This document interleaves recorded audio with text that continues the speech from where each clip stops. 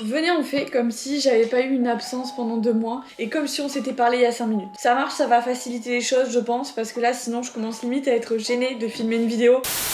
J'espère que vous allez bien. Théoriquement, on s'est parlé hier parce que je suis en train de filmer une très grosse vidéo qui dure en fait depuis ces 2 derniers mois, soit depuis mon absence sur YouTube. Donc l'absence est justifiée. Promis, je vais vous balancer l'info même si c'est pas vraiment le thème de cette vidéo. Donc, je sais pas si cette vidéo là va sortir avant ou après celle-ci. J'en ai aucune idée, je ne sais pas du tout pourquoi j'ai décidé de prendre la caméra maintenant. Je me suis dit que j'avais besoin un petit peu de vous parler parce que ça faisait un moment qu'on s'était pas parlé et que j'en avais besoin quoi. J'avais besoin de discuter entre copines, entre copains. On fait un break dans la journée, j'ai 36 000 trucs à faire, mais quand même je prends la caméra et je discute avec vous en me préparant. J'ai pris un petit miroir et tout. Je vais essayer de me refaire une tête avant de filmer une petite vidéo. Alors, pour ceux qui me suivent sur Instagram, vous savez ce que j'ai fait ces 2 derniers mois. Donc, pour ceux qui ne me suivent pas sur Instagram, je sais pas ce que vous attendez. Sur Instagram, je suis active tous les jours, donc si vous n'avez pas de mes nouvelles pendant des semaines et des semaines, c'est parce que ça se passe sur Instagram. Voilà, mon quotidien, c'est là-bas. On va pas mettre de suspense plus longtemps. Avec Georgie, mon chéri, on a ouvert un tacos en Bulgarie.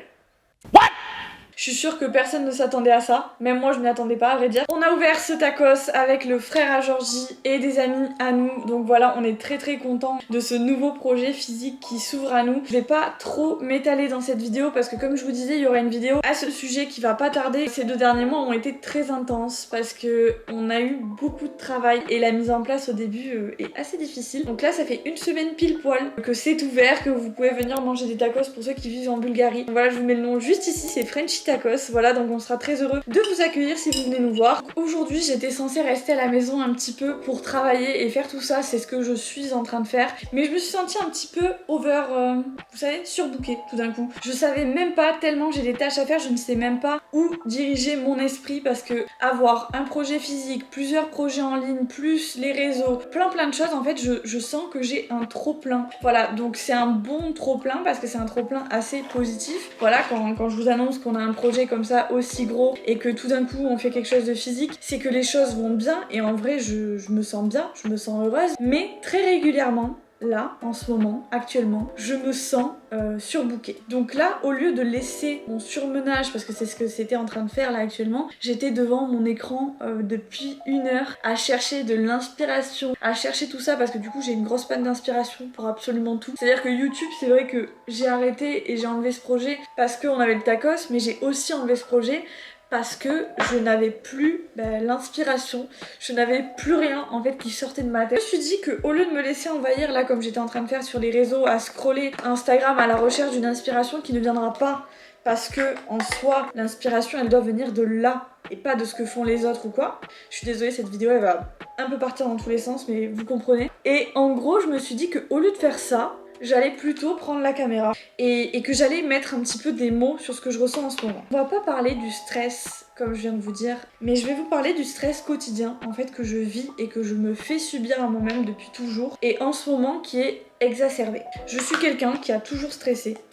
Par exemple, je stresse de conduire. Je conduis très peu, voire même quasiment pas du tout. J'ai peur, en fait, je me crée des peurs. Et une fois que cette peur est rentrée en moi, je n'arrive plus à la sortir. Donc, au-delà du stress que me procure, qui est du bon stress, le travail et les projets, j'ai un stress actuellement qui s'est ajouté à la liste.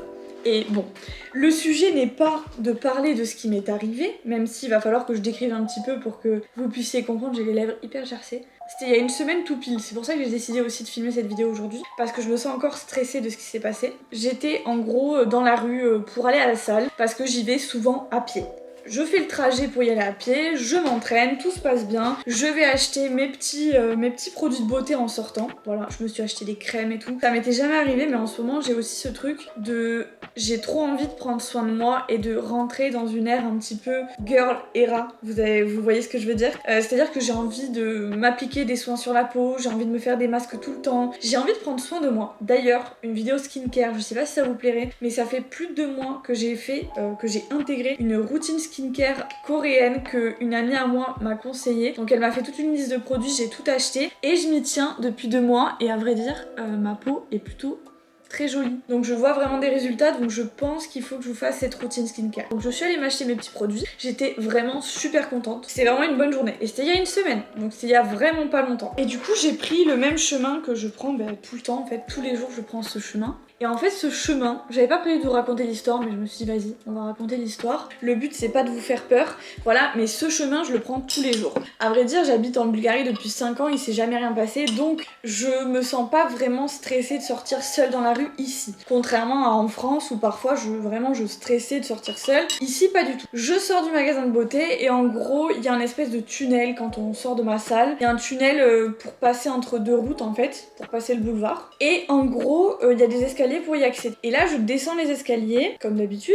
et j'avais mes écouteurs parce que j'étais de bonne humeur, donc je me suis dit vas-y tout va bien, la vie est belle, ça va bien se passer aujourd'hui.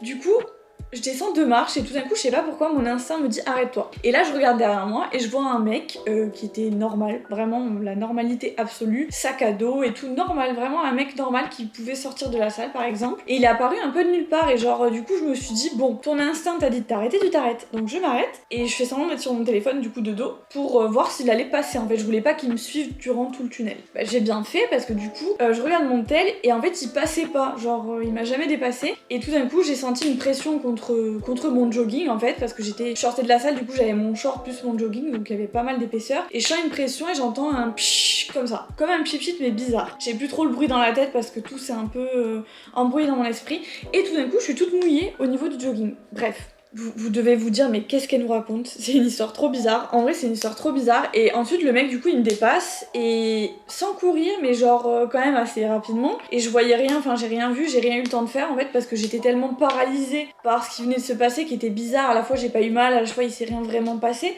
Mais il s'est quand même passé un truc bizarre, vraiment l'ambiance était très bizarre. Du coup j'ai failli rentrer dans le tunnel quand même mais je me suis dit écoute c'est trop bizarre ce qui vient de se passer.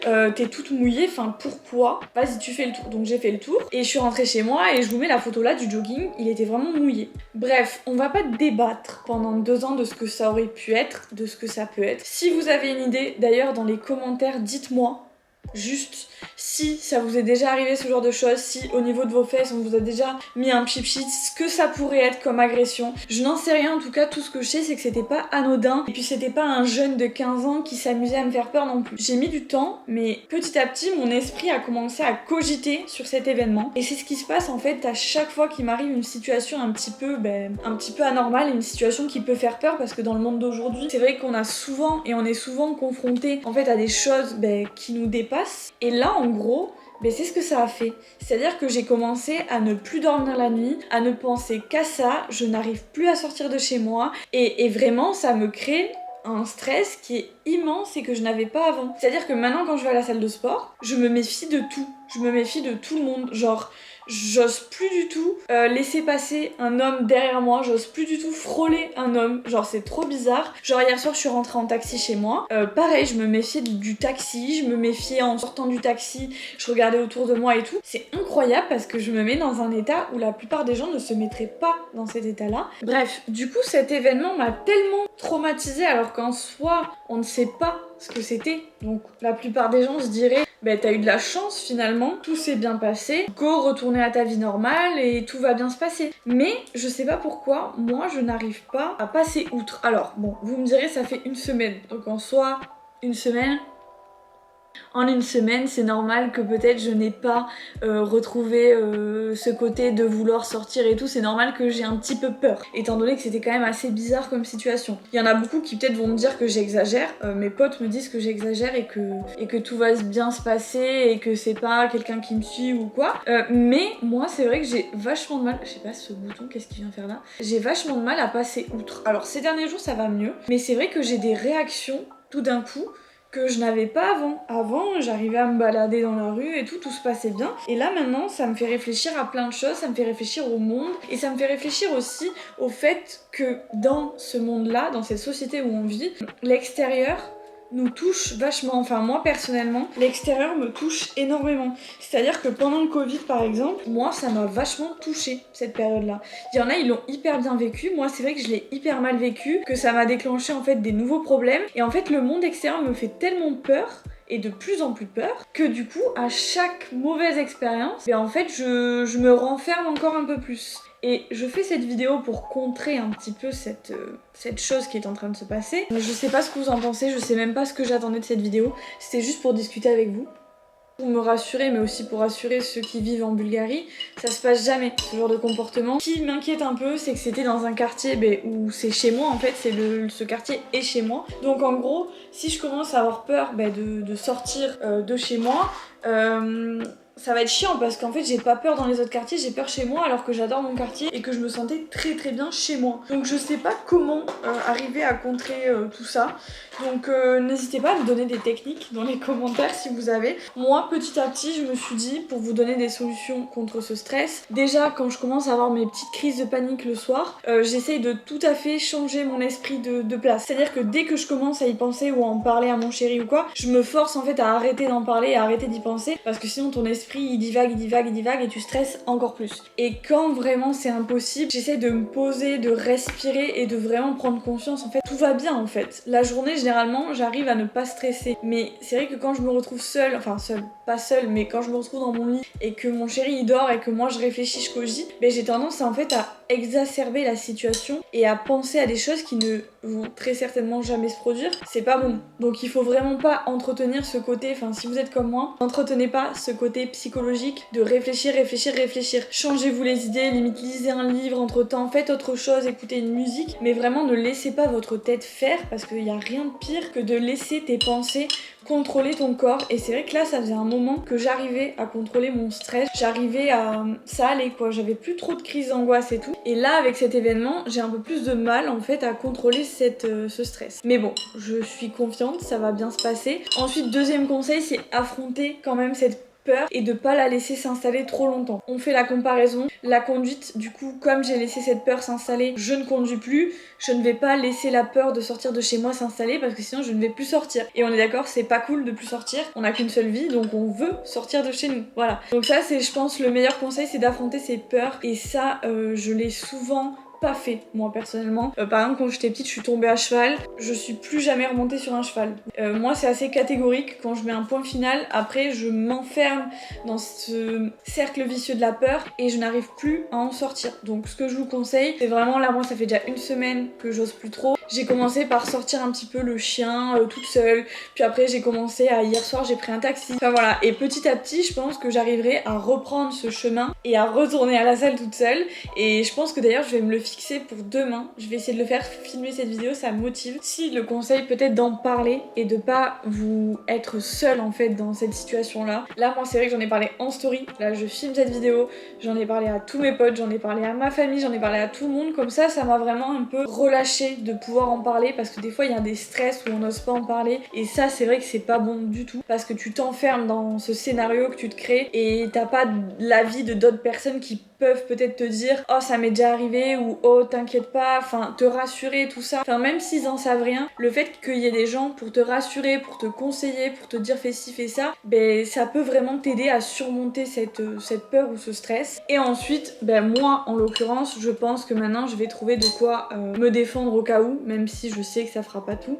Mais trouver un petit spray au poivre ou quelque chose qui me permette de contre-attaquer, voilà, si jamais il se passe quelque chose dans la rue. Voilà, comme une protection pour, au fond, plus me rassurer que me protéger. Mais ça peut faire beaucoup aussi. L'histoire m'a vraiment saoulée. Vraiment, ça m'a saoulée. Donc c'est pour ça que j'avais besoin de vous en parler. Ça m'a vraiment gavée. Et puis ce qui me gave le plus dans cette histoire, c'est vraiment de me dire que en tant que femme, même si je sais que ça arrive aussi aux hommes de se faire agresser ou quoi, on se sent jamais vraiment en sécurité dans ce monde, dans cette société, quand on est seul dans la rue. Et je trouve ça trop dommage parce que moi personnellement, j'adore marcher dans la rue toute seule, écouter un podcast et tout. Et ça c'est des choses que j'ose de moins en moins faire quand j'entends tout ce qui se passe. Alors forcément, ça arrive pas à tout le monde, forcément il y a plein de filles je vois qui courent toutes seules, qui vont marcher tout seules, ça leur arrive pas et ça n'arrivera jamais et tout va bien. Et c'est vrai que je trouve ça vraiment dommage d'en arriver là, d'en arriver à créer des peurs aux femmes tout le temps. Là peut-être que c'était rien ce qui s'est passé, mais moi au fond ça m'a vraiment touchée et ça m'a bouleversée parce que je suis quelqu'un de sensible du coup. Et même si j'ai pas eu mal et même si c'est rien passé après, ça aurait pu être pire quoi.